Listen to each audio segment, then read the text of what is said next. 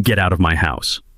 I'm standing in my own kitchen after 18 months in Afghanistan, staring at a woman cooking with my dead grandmother's skillet. Her husband looks up from my couch. Their kids freeze mid-bite at my table. "Excuse me?" she says, like I'm the intruder. "This is my house. Those are my dishes." She pulls out a lease agreement. "We pay rent to Margaret Whitfield. We live here legally." Margaret herself walks through my front door.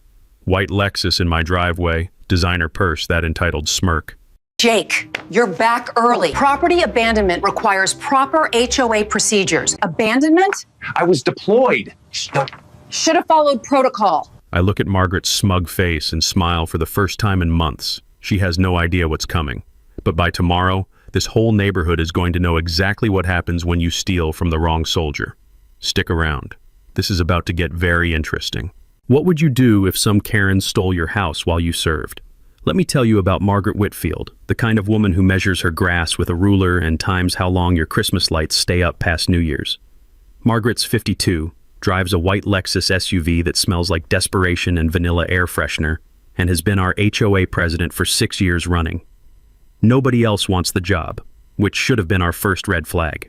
She's got that particular brand of suburban entitlement that comes from watching too much HGTV and believing she's the star of her own home improvement show. Before becoming our neighborhood dictator, Margaret sold real estate. Past tense, the state yanked her license for creative contract interpretations. Translation, she lied about foundation cracks, hid water damage, and somehow her commission always ended up mysteriously higher than agreed upon. The crunch of her high heels on courthouse steps became a familiar sound to her former clients. Margaret landed on her feet after her divorce, keeping the biggest house in Sunset Hills, a sprawling Mediterranean monstrosity with more square footage than taste. Problem was, maintaining an Instagram-worthy lifestyle requires actual income, not just alimony checks that had recently stopped coming. That's where I became her solution. I'm Jake Brennan, third-generation Army raised in foster care after my parents died in a car crash when I was 8. Bounced between homes until I enlisted at 18, determined to build something permanent for myself. The VA loan that bought my house at 28 was the first thing I'd ever truly owned. My place is a modest 3-bedroom ranch, nothing fancy, but every improvement came from my own hands. The garage smells like motor oil and possibility. That's where I restore vintage motorcycles on weekends. The satisfying click of socket wrenches, the sharp scent of penetrating oil cutting through years of neglect, the texture of rust flaking away to reveal chrome underneath. Those bikes taught me that broken things can be beautiful again. When deployment orders came for Afghanistan in January 2023, I followed every protocol. Automatic payments for mortgage, utilities, HOA dues. Asked Mrs. Fiona, my 70-year-old neighbor who still bakes snickerdoodles for newcomers, to collect mail and keep watch. I even attended the January HOA meeting before shipping out, specifically informing the board about my 18-month deployment. Margaret sat there nodding, taking notes, asking about emergency contacts and property maintenance. She seemed genuinely concerned about a soldier serving overseas. I should have recognized the predator sizing up her prey. 3 months in, Margaret spotted my grass growing slightly long. "Mrs. Fiona was trying her best, but she's 70 and my mower weighs more than she does. Instead of offering help like a human being, Margaret slapped a violation notice on my door. The adhesive left a sticky residue that probably still marks the spot. When no response came, hard to reply when you're dodging mortar fire in Kandahar, Margaret escalated to abandoned property proceedings. She excavated an obscure HOA bylaw. Properties vacant over 90 days without formal board notification could be temporarily managed for community benefit. My deployment notification somehow vanished from the official meeting minutes. Funny how that happened. By June, Margaret had my house on Craigslist for $2,800 monthly. She installed the Rodriguez family, Maria, a nurse who smelled like hospital soap and exhaustion, Carlos, whose handshake felt like honest work, twins Sophia and Diego, whose laughter should have filled a home they actually owned. Margaret spun them a story about foreclosure and abandonment, showed fake documents, whatever lies made the theft seem legitimate. She pocketed over $8,000 in deposits and first month's rent, money that went straight into her personal account while I earned combat pay dodging Taliban bullets. For 4 months, Margaret lived off my stolen house like a parasite feeding on my service. But deployments end, and some of us don't come home alone. My first move was walking into the HOA office with deployment orders, bank statements, and 18 months of suppressed rage. Margaret's office reeked of synthetic vanilla and desperation. She sat behind her oversized desk, covered with real estate magazines and Cabo vacation brochures. Funny how someone managing community funds could afford to dream about Mexican beaches. "Jake, what a surprise," she said, though her expression suggested she'd been expecting this visit for weeks. I slid my deployment papers across her desk. 18 months in Afghanistan. Every bill auto-paid. Want to explain why strangers are living in my house? Margaret examined my papers like they were written in ancient hieroglyphics. There was the matter of property abandonment. You failed to follow proper notification procedures.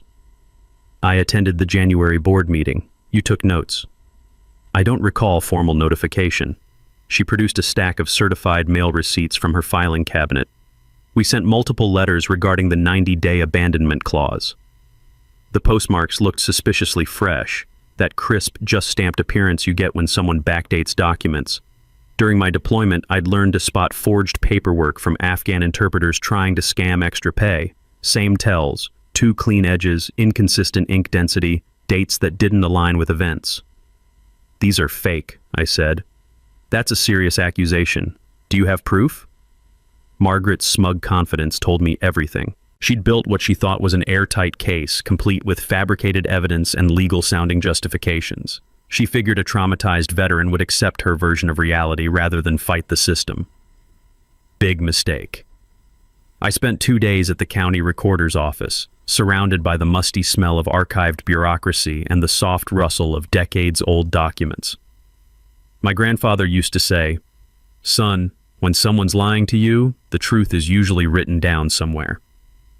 He'd fought his own battles with crooked landlords after Vietnam, taught me that paper trails don't lie. People do. Margaret had never filed official abandonment paperwork with the county.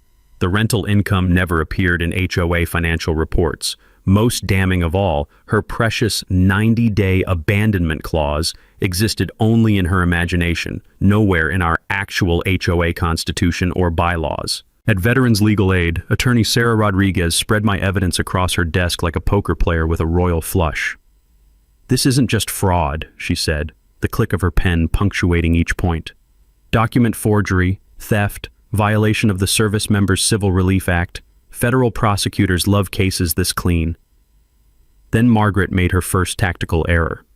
Instead of laying low, she doubled down. Suddenly, the Rodriguez family, my tenants, started receiving harassment citations. Maria got written up for excessive vehicle idling when she warmed her car before dawn shifts at the hospital. Carlos received violations for unauthorized mechanical work after changing his oil in the driveway. Margaret was systematically targeting them for eviction, trying to eliminate the only witnesses to her scam. The neighborhood email came next.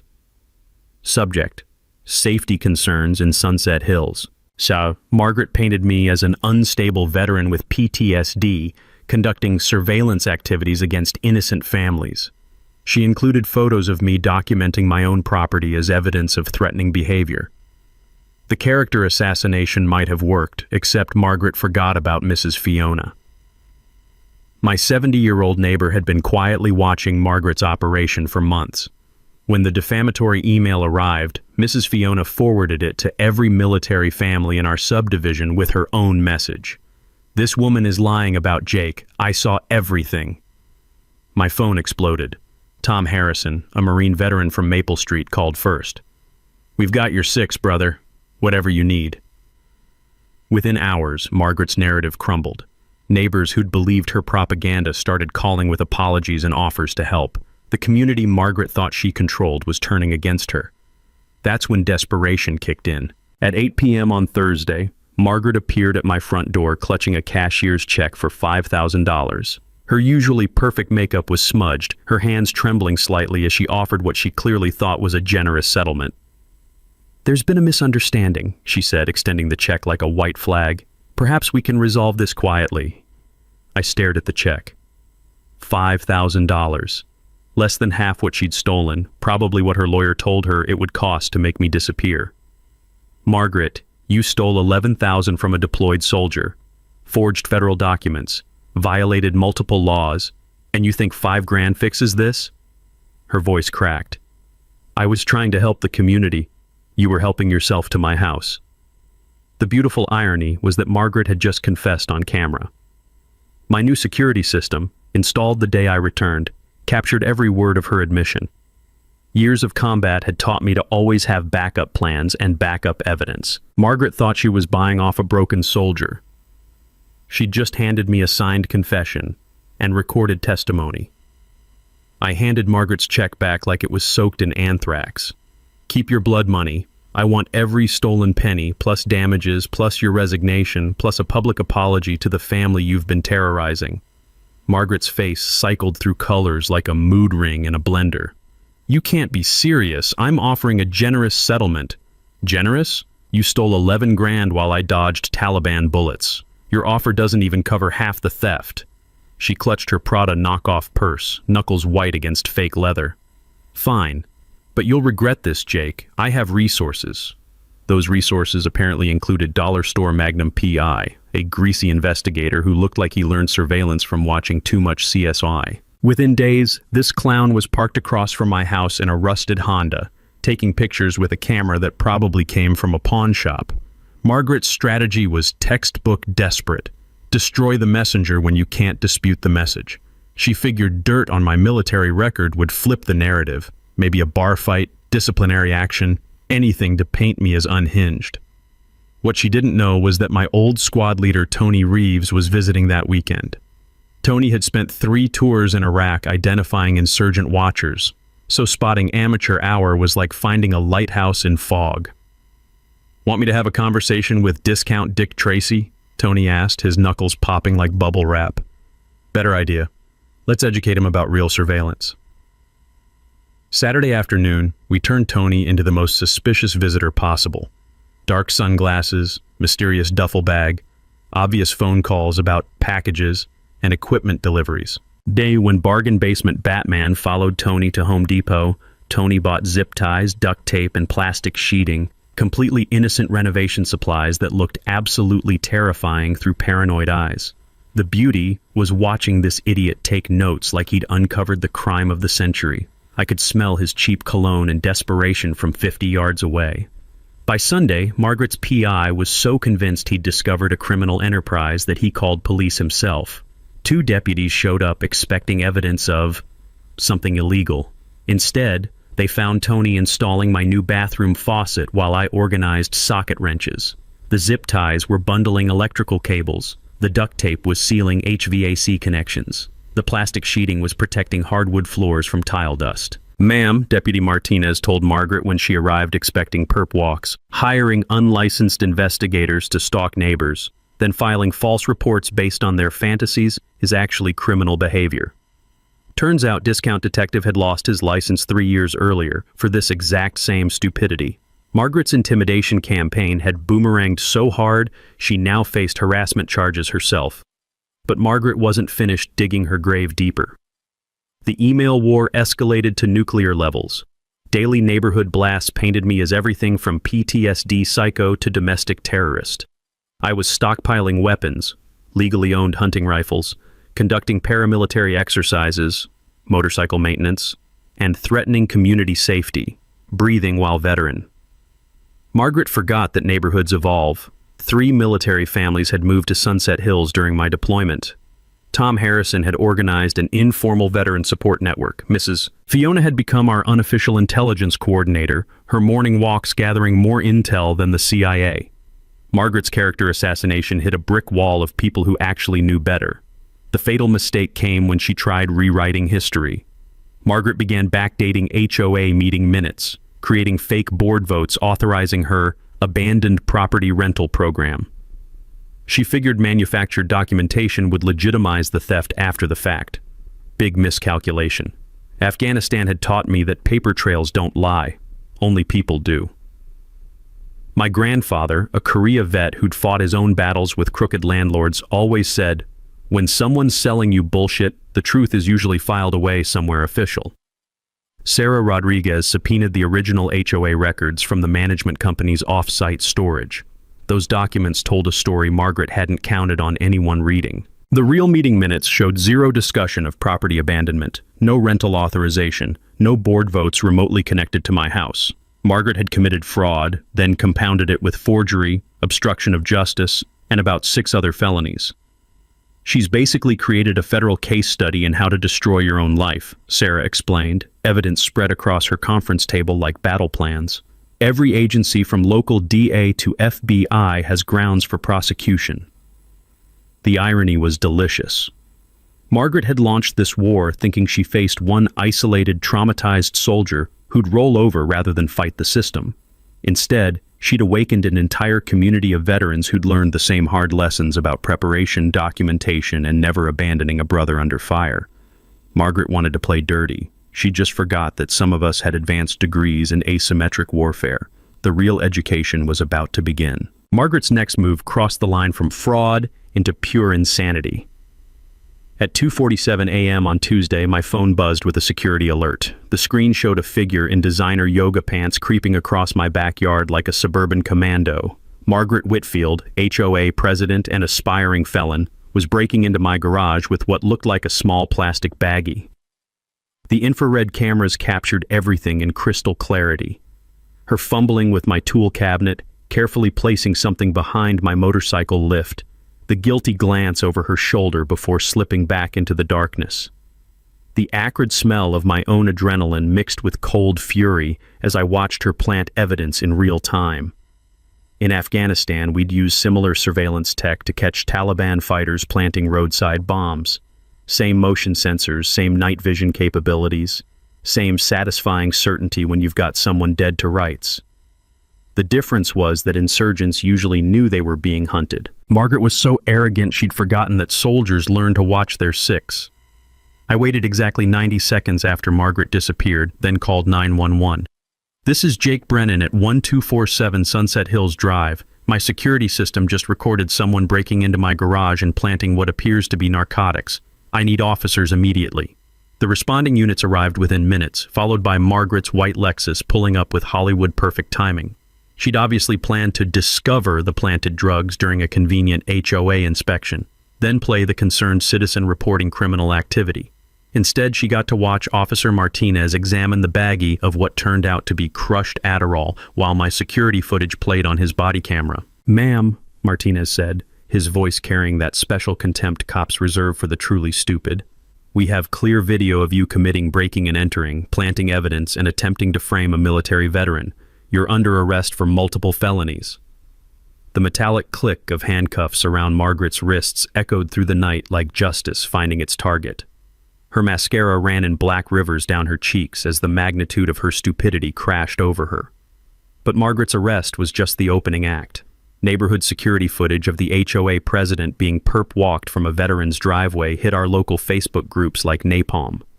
Within hours, the grainy video showing Margaret's drug-planting adventure had been shared, screenshotted, and turned into memes that spread through Riverside County like wildfire. The real explosion came when other residents found their courage. Mrs. Patterson, our 78-year-old neighbor, revealed Margaret had scammed her out of $1,200 for emergency roof repairs that never happened. The Garcias discovered they'd been paying Margaret's brother inflated landscaping fees that never appeared in HOA records.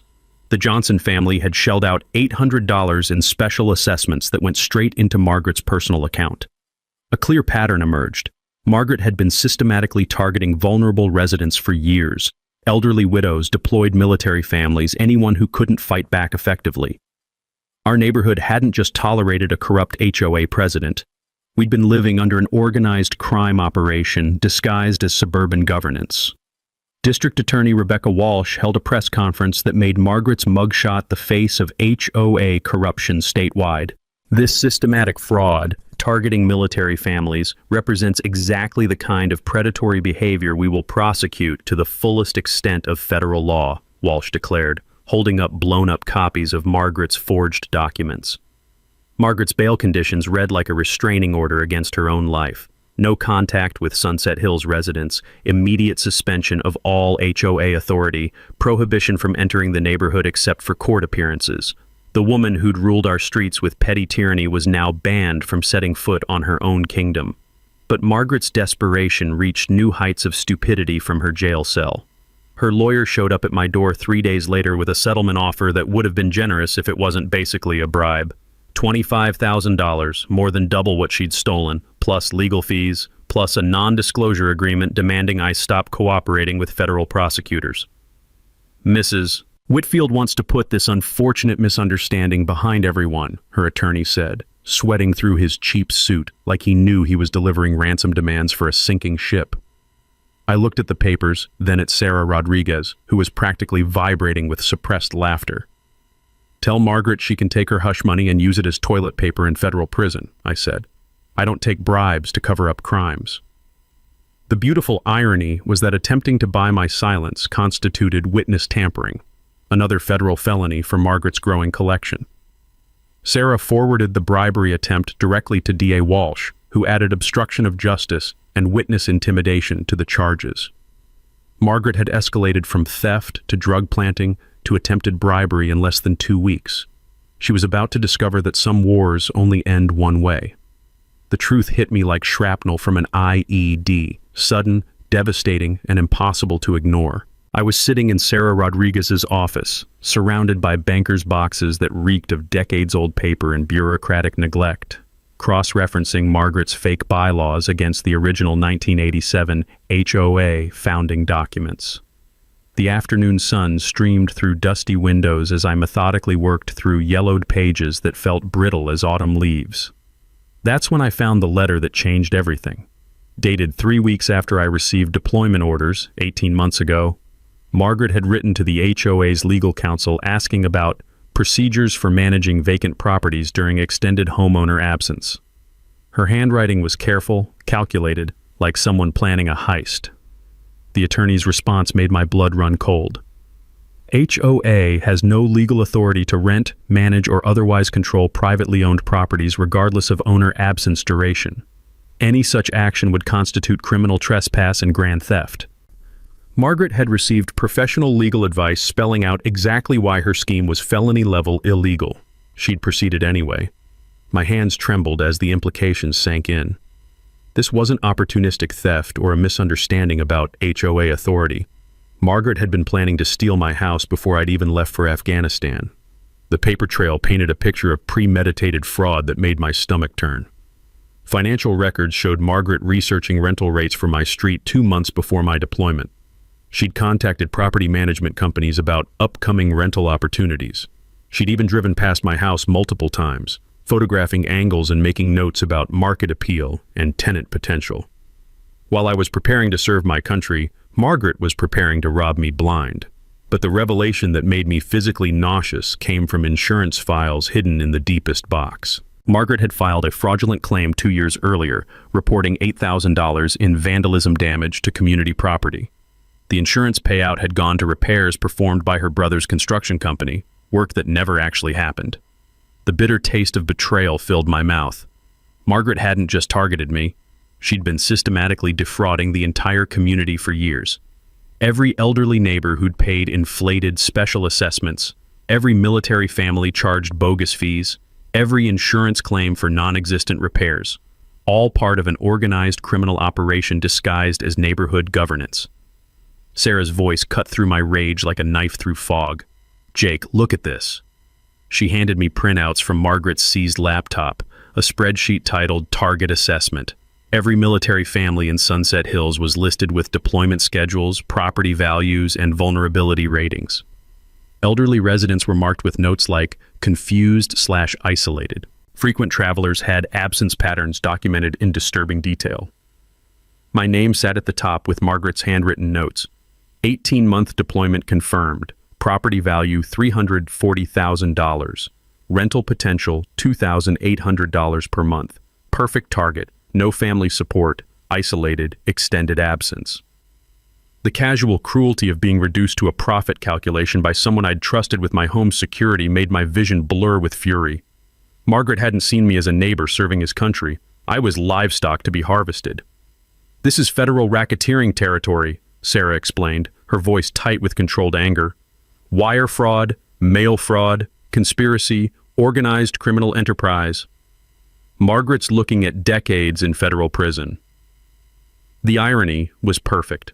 Margaret's obsessive record-keeping, the same compulsion that had made her document every fake bylaw and forged signature, had created an airtight federal case against herself. She'd been so busy planning my destruction that she'd meticulously documented her own. Margaret thought she'd been hunting one vulnerable soldier. She'd actually been building her own federal prison sentence, one crime at a time. The first truck rolled into my driveway at 06:30 hours on Saturday morning. Tony Reeves in his lifted F-250, diesel engine rumbling like distant thunder across suburban silence. "Figured you could use some backup, brother," he said, crushing my hand in a grip that still carried 3 tours worth of calluses and conviction. By Sunday evening, my garage had transformed into an unofficial Veterans Reunion Center. The rich smell of motor oil mixed with fresh coffee and determination as old squad members materialized from across the country. Mike Fiona drove down from Sacramento with surveillance equipment that belonged in a spy movie.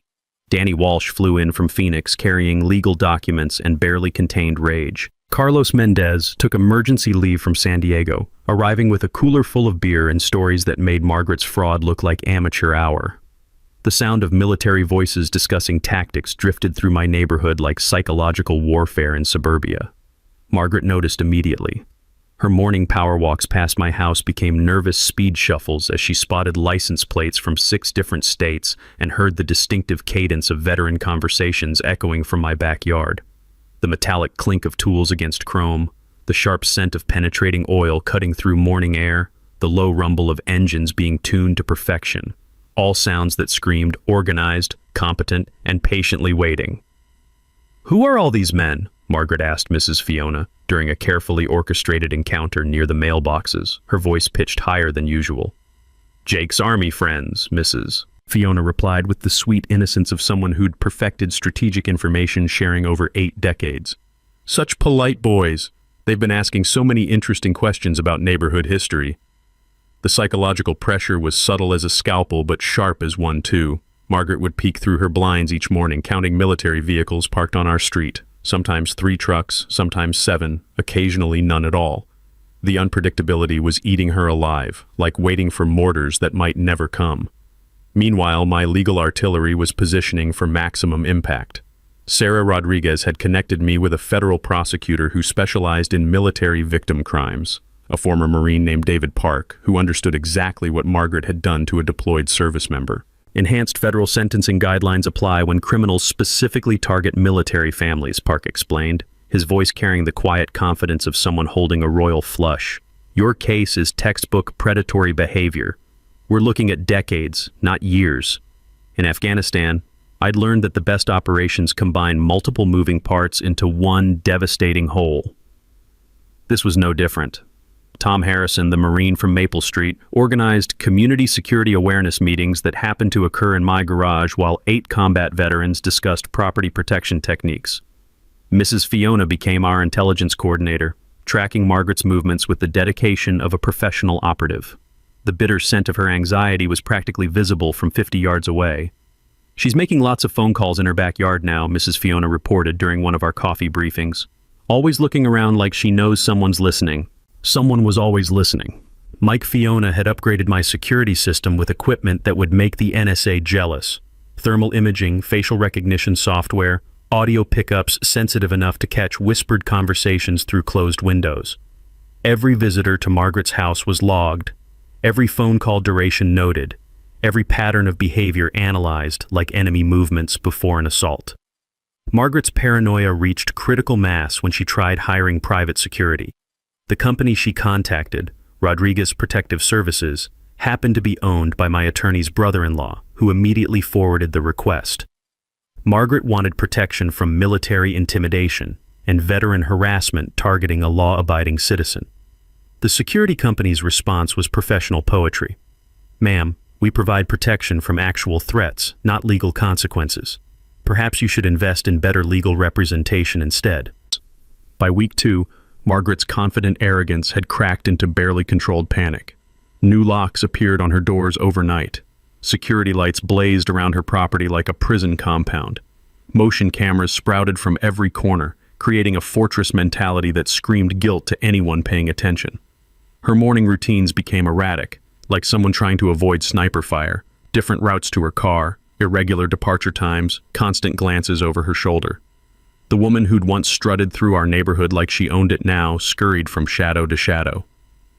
The most beautiful aspect was our complete legal compliance.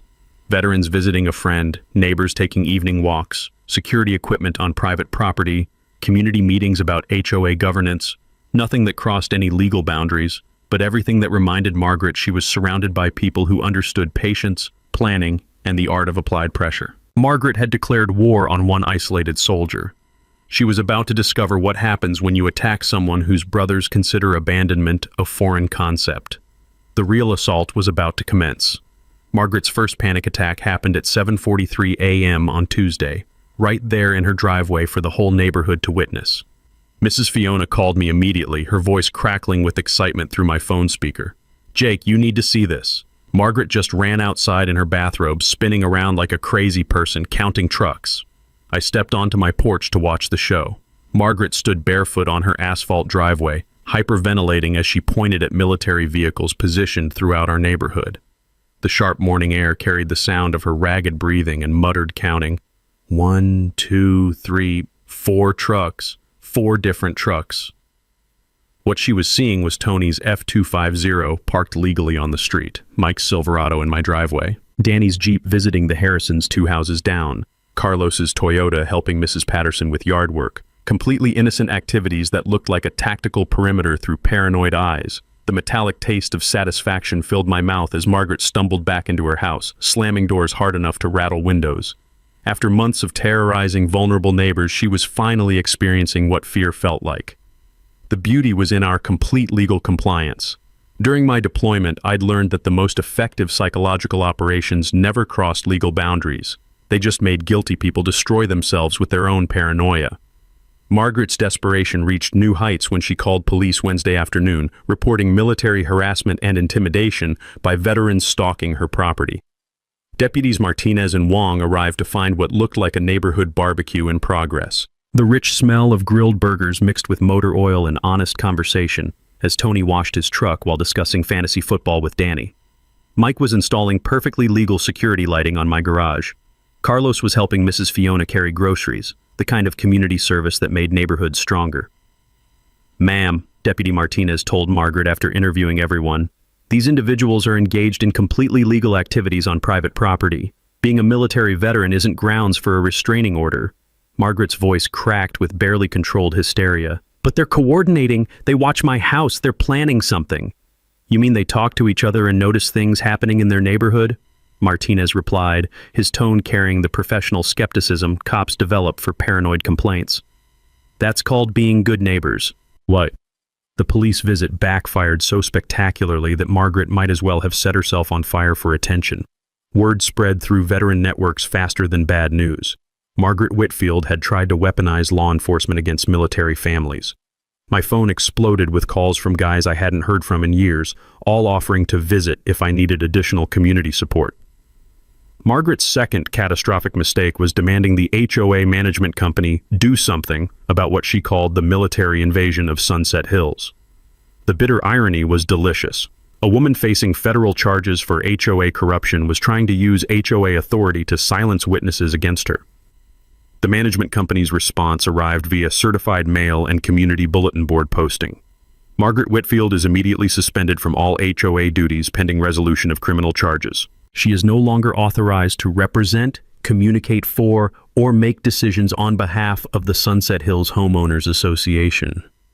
Margaret's suburban dictatorship was officially dead, but losing her position only amplified her desperation into full-blown hysteria. Mike Fiona's upgraded surveillance equipment picked up fragments of increasingly frantic phone calls, Margaret ranting to anyone who'd listen about military conspiracies and veteran revenge plots. The cruel irony was that her imagination was running wild with violent scenarios that existed only in her guilty conscience. What she thought were tactical planning sessions were actually discussions of legal strategies, witness coordination, and evidence organization. We weren't planning violence, we were planning justice, which was apparently more terrifying to her than any physical threat. When Margaret hired yet another private investigator to document military harassment, we decided to give her money's worth. Tony organized morning calisthenics in my backyard, perfectly legal exercise that photographed like paramilitary training. Danny conducted perimeter sweeps, actually evening walks to check on elderly neighbors that looked ominous through paranoid interpretation. The PI's report was a paranoid masterpiece. Subject coordinates with multiple military-trained individuals in activities consistent with pre-operational surveillance and tactical preparation. What he'd actually documented was veterans helping neighbors, maintaining property, and engaging in textbook community involvement. Margaret's attorney received the report and immediately advised plea negotiations. "Your behavior is deteriorating," he warned during a phone conversation our equipment captured with crystal clarity. "The prosecution will use this paranoia to demonstrate consciousness of guilt." Margaret's screamed response echoed through her house. "I'm not paranoid, they are watching me." Absolutely true. We were watching her. The difference was everything we did was legal, documented, and coordinated with federal prosecutors who appreciated cooperative witnesses. Margaret was learning that karma doesn't just knock. Sometimes it kicks down doors. By Thursday morning, Margaret had transformed her house into a fortress that screamed guilt to anyone with eyes. New security cameras sprouted from every corner like mechanical mushrooms. Motion sensor floodlights blazed all night, turning her yard into a miniature prison compound.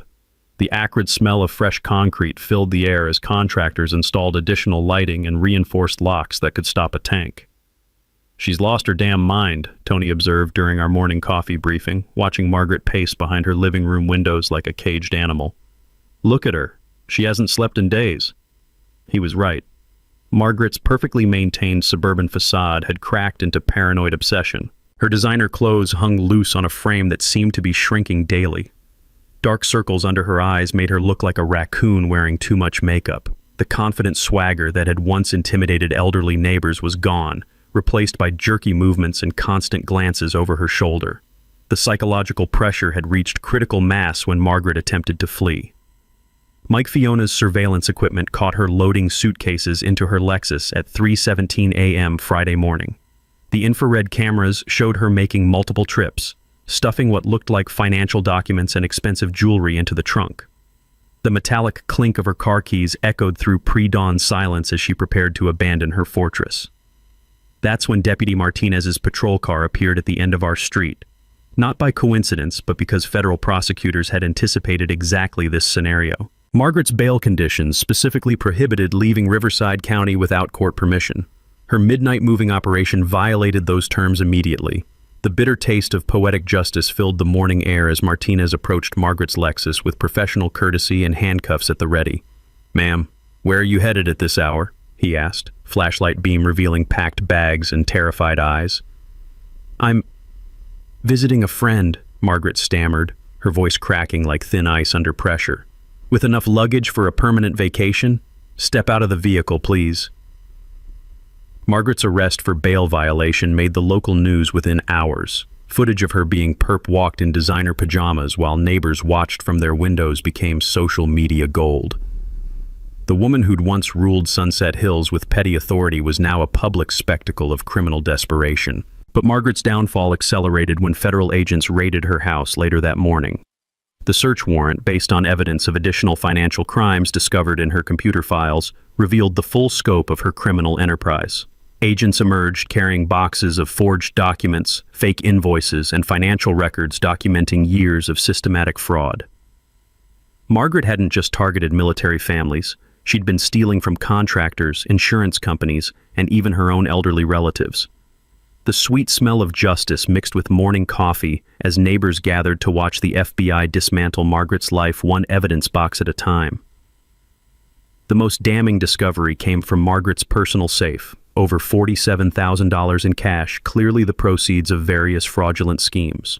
Financial forensics would later trace the money to stolen HOA funds, inflated contractor bills, and fake insurance claims dating back 5 years. Margaret's attorney withdrew from her case that afternoon, citing irreconcilable differences and client behavior inconsistent with effective legal representation. Translation: Margaret had become too toxic for even criminal defense lawyers to handle. From her jail cell, Margaret made one final desperate gambit. She contacted a local news station claiming to be the victim of military harassment and veteran intimidation. The reporter who took her call was initially sympathetic to a story about PTSD veterans terrorizing a middle-aged woman. That sympathy evaporated when the reporter discovered Margaret's federal charges, reviewed the evidence against her, and interviewed actual neighbors about her years of abusive behavior. The resulting news segment was brutal. HOA, President's Fraud Scheme Targets Military Families. Margaret's mugshot filled the screen while the reporter detailed her systematic targeting of deployed service members, elderly residents, and other vulnerable community members. Mrs. Fiona provided the most devastating interview. Margaret Whitfield is a predator who used her position to steal from people who couldn't fight back. These veterans didn't harass her, they caught her. The story went viral within hours. Margaret's face became the poster child for HOA corruption. Her mugshot shared thousands of times with captions like, "This is what happens when Karens think they're untouchable," and "Play stupid games, win federal prison." Margaret had wanted media attention to portray herself as a victim. Instead, she'd become a cautionary tale about the consequences of targeting America's military families. Federal sentencing guidelines for her crimes now included enhanced penalties for specifically targeting deployed service members. Margaret was looking at 15 to 20 years in federal prison, and every veteran in America knew exactly why she deserved every minute of it. Her war against one soldier had become a federal case study in why some people shouldn't be messed with. The emergency homeowners meeting was scheduled for 7 p.m. on Saturday at the community center, but people started arriving at 6:30. The smell of burnt coffee and nervous energy filled the cramped room as residents filed in carrying printed copies of news articles, legal documents, and 18 months of suppressed anger. Margaret arrived in handcuffs. Federal marshals had transported her directly from county jail for the court-ordered restitution hearing that would determine how much money she owed the community. The metallic clink of restraints echoed through sudden silence as every head turned to watch the woman who'd terrorized their neighborhood shuffle to the defendant's table. I'd spent 3 days preparing my presentation with the precision of a military briefing. Sarah Rodriguez had helped organize evidence into a timeline that would make Margaret's crimes undeniable to anyone still harboring doubts. The projection screen at the front of the room displayed blown-up copies of forged documents, fake invoices, and Margaret's own spreadsheet listing neighbors as targets.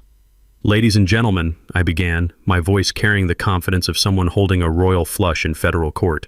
"For the past 5 years, you've been living under organized crime disguised as neighborhood governance."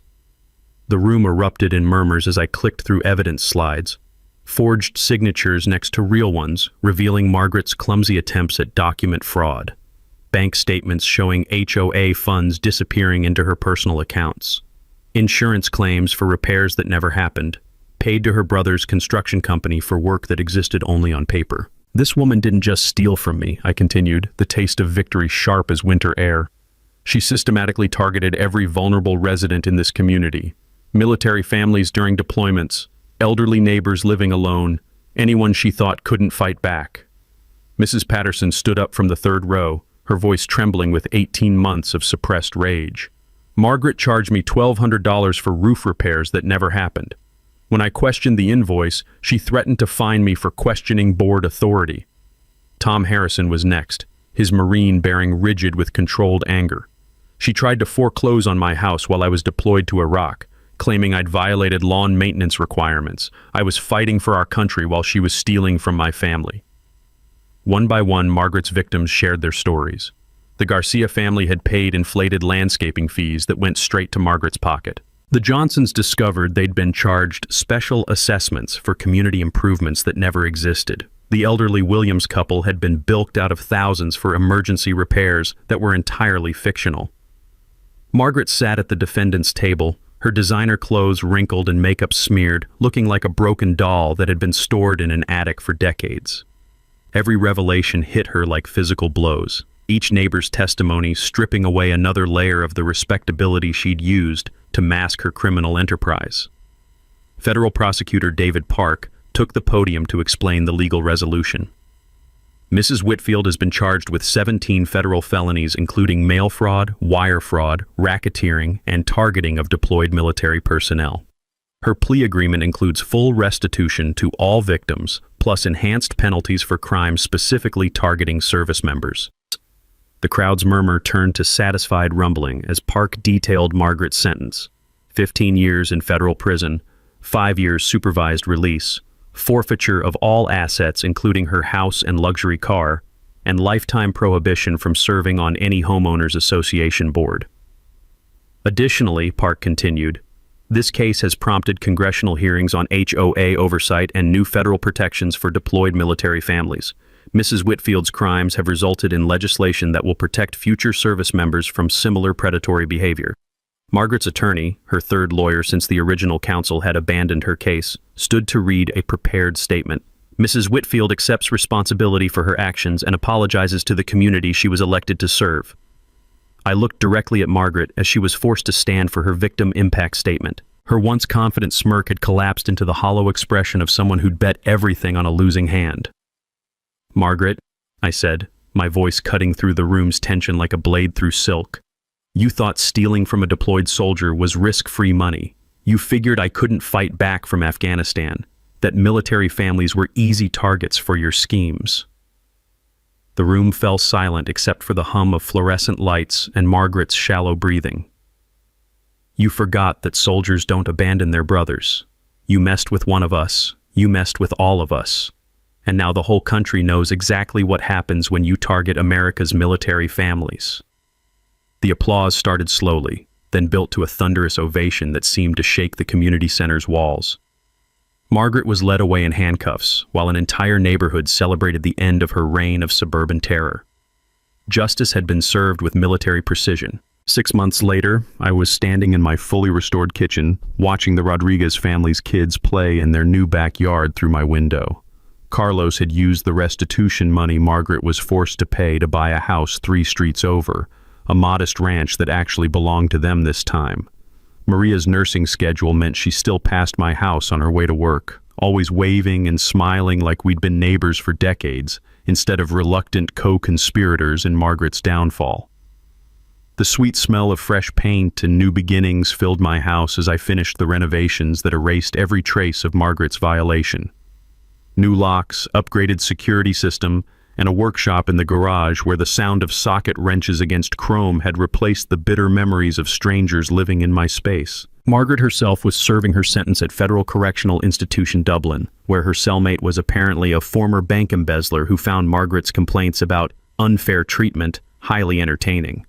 According to news reports, Margaret spent most of her time in the prison library, researching appeals that would never succeed and writing letters to judges who would never read them. Her house had been sold to pay restitution, purchased by a young Marine couple who painted over Margaret's beige walls with colors that actually showed personality. The Lexus she'd driven like a symbol of suburban superiority was now owned by a veteran-owned auto dealership that sold it with the advertising slogan, "Previously owned by a federal criminal, now ready for someone who deserves it." But the real victory wasn't Margaret's imprisonment. It was what grew from the ashes of her criminal empire. The Deployed Heroes Housing Protection Fund I'd established with my restitution money had already helped 12 military families fight HOA corruption across 3 states. Sarah Rodriguez had left private practice to run the organization full-time, using her legal expertise to provide free representation for service members facing predatory HOA tactics.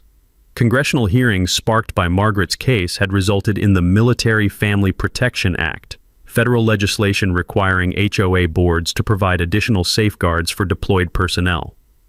The law included mandatory grace periods for minor violations, protection from rental schemes, and enhanced penalties for anyone targeting military families.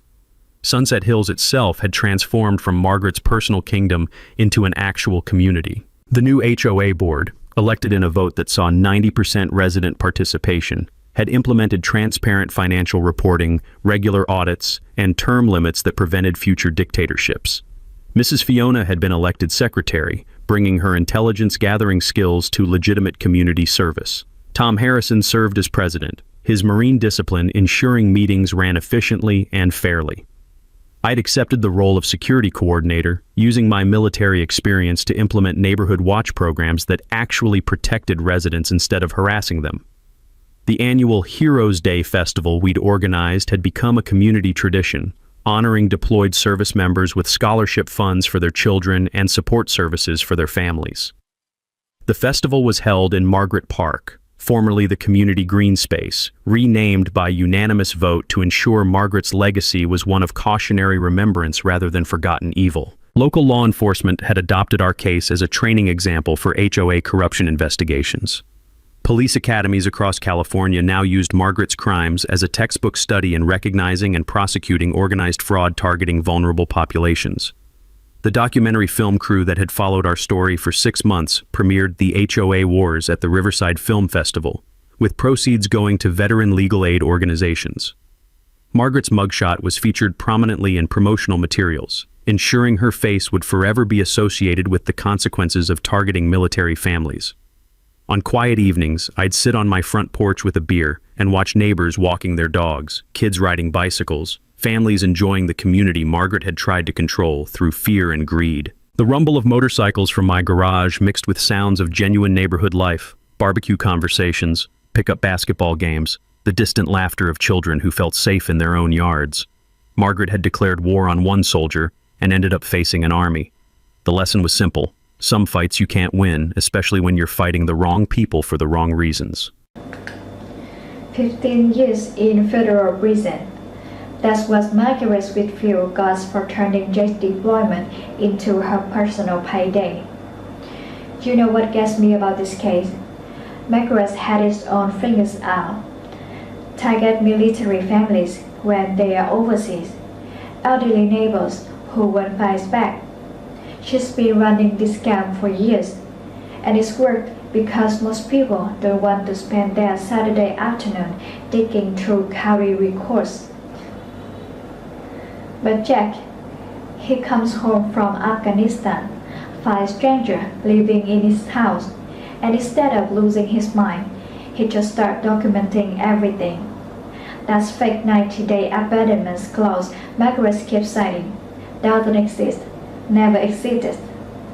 Jake proof is with the original 1987 HOA bylaws, and when Margaret tries to plant drugs in his garage at 3 in the morning, well, turns out combat veterans know a thing or two about security cameras.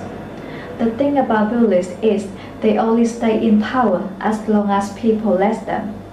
Margaret forgot that some fights you just can't win. Ever deal with someone who thought their little bit of authority made them untouchable? Drop your story in the comment. And if you want to see more cases where preparation beat intimidation, hit that subscribe button. Because there are Margaret Whitfield in HOA all across America, and they all need the same reminder.